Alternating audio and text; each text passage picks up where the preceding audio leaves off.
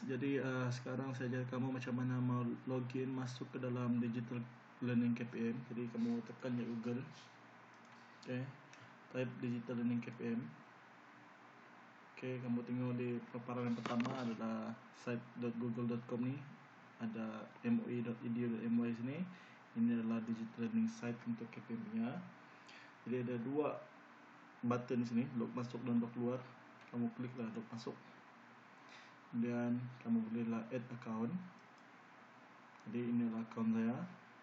Kamu punya account email tu kamu boleh dapatkan di Telegram yang telah saya bagi tadi, yang kemarin. Kamu next lah, isilah punya password. Password asal dia adalah IC kamu sendiri. Okay,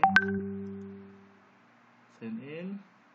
Sudah kamu sign in, kamu buka lah link yang telah diberikan.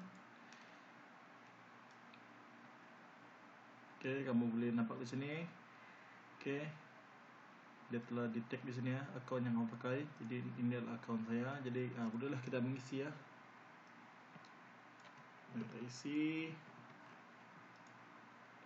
call, nama guru,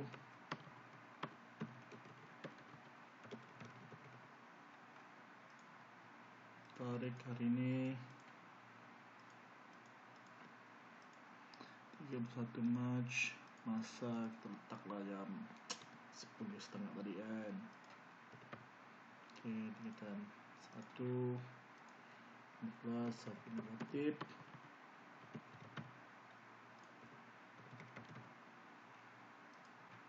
Oke, thank you.